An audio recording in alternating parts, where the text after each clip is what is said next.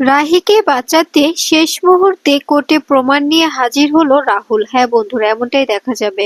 বিস্তারিত জানতে ভিডিওটিতে লাইক দিয়ে চ্যানেলটি সাবস্ক্রাইব করে শুরু থেকে শেষ অবধি দেখতে থাকো। গল্পের শুরুতেই দেখা যাবে রাহিকে আদালতে নিয়ে এসে নানানভাবে প্রশ্ন করে অপোজিট পাশের লয়ার। এরপরে রাহিকে বলতে থাকে, আপনি কিছু টাকার জন্য এভাবে কোনো কিছু লিক করতে পারেন না। এদিকে দেখা যাবে তিতলি আড়াল থেকে সমস্ত কিছু দেখছে আর বলছে রাহুল যে কালকে ওভাবে দিদিভাইকে বললো যে ও দিদিভাইকে বাঁচাবে, কিন্তু ও তো এলোই না। আমি তো জানি যে রাহুল কোনোভাবেই দিদিভাইকে বাঁচাতে আসবে না। রাহুল কিছুতেই চায় না দিদিভাই যাতে যাতে করে ভালো থাকুক। রাহুল তো চায় দিদিভাই যেন সত্যি সত্যি কষ্ট পাক, আর কষ্ট পেয়ে দিদিভাই রাহুলের জীবন থেকে সরে যাক। তাই তো রাহুল আর এখানে আসেনি। রাহুল দিদিভাইয়ের কাছ থেকে দূরে সরে গেছে। তখন এই কথা শুনে দেখা যাবে তিতলি বলতে থাকে, ভালোই হয়েছে রাহুল আসেনি, এতে আমি আরো খুশি হয়েছি, এতে করে আমার ভালোই লাগছে। এরপরে দেখা যাবে তখনই লয়ার বলতে থাকে, মহামান্য আদালত, এই যে এই মেয়েটি রাহুল রায়চৌধুরীর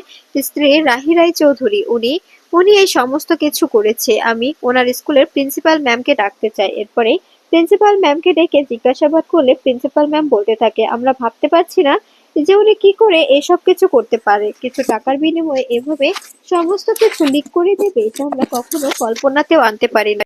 এভাবে যে উনি সমস্ত কিছু করবে আমরা কখনো ভাবতে পারিনি। সত্যি আমাদের ওনার উপর অনেকটা বিশ্বাস ছিল। এরপরে দেখা যাবে এ কথা শুনে রাহি অবাক হয়ে যায়। এরপরে রাজীব রায় চৌধুরীকে ডাকলে তখন রাজীব রায় চৌধুরী বলতে থাকে, আমার বিশ্বাস, আমার আমার পুত্রবধূ রাহি রাহি রায় চৌধুরী উনি কোনো দোষ করেনি, উনি একদম নির্দোষ। ওনাকে ফাঁসানো হচ্ছে মাই লর্ড। ওনাকে আপনি সত্যি সত্যি ওনার বিরুদ্ধে যত সব কেস হয়েছে ওনার ওগুলো সব ঘেঁটে দেখতে পারেন। আর ওনার বিরুদ্ধে যে অন্যায়ের জন্য ওনাকে কেটে আনা হয়েছে এটার জন্য তদন্ত করতে বলুন, কারণ আমার বিশ্বাস উনি নির্দোষ। তখনই দেখা যাবে এ কথা শুনে উকিল রাজীব রায় চৌধুরীর চরিত্রের দিকে কালি ছিটালে তখনই রাহি রেগে যায় আর বলতে থাকে, আপনার কোনো রকম কোনো অধিকার নেই আমার শ্বশুর মশাইকে এভাবে বলার। উনি আমার বাবা, আমার বাবাকে এভাবে কথা বলার আপনার কোনো অধিকার নেই। আপনার যা বলার সেটা আমাকে বলুন, ওনাকে আপনি একটা কথাও বলবেন না।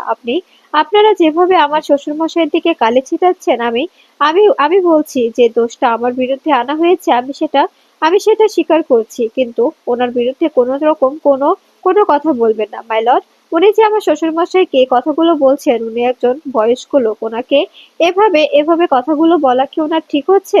এরপরে রাহি যখনই দোষ স্বীকার করবে তখনই রাহুল এসে বলতে থাকে, দাঁড়াও রাহি, এখনো দোষ স্বীকার করার সময় হয়নি। এরপরে দেখা যাবে রাহুলকে দেখে পুরো কোর্টরুম সবাই স্তব্ধ হয়ে যায়। এরপরে দেখা যাবে রাহি বলতে থাকে, রাহুল তুমি এসেছো? তখনই রাহুল বলে, সরি রাহি, আমার আসতে একটু দেরি হলো, একটু সময় লেগে গেল। মহামান্য আদালত, আমি আপনার সামনে কিছু বলতে চাই, কিছু দেখানোর আছে আমাকে।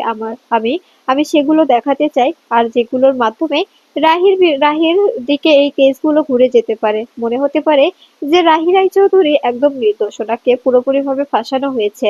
আপনি যদি এই প্রমাণগুলো দেখেন তবে আমি খুশি হব। এ কথা শুনে এদিকে তিতলি ভয় পেয়ে যায়। তিতলি বলতে থাকে, রাহুল এখানে কি করে এলো? রাহুল এলো তার মানে রাহুল কি কোনো প্রমাণ এনেছে দিদিভাইকে বাঁচানোর জন্য? যদি সত্যি সত্যি রাহুল কোনোভাবে দিদিভাইকে বাঁচিয়ে নেয় তবে তো দিদিভাই বেরোলে আমাকে কিছুতেই ছাড়বে না। দিদিভাই যদি একবার জানতে পারে যে সবকিছুর পেছনে আমার হাত আছে তবে তো দিদিভাই এবার আর আমাকে কিছুতেই ক্ষমা করবে না।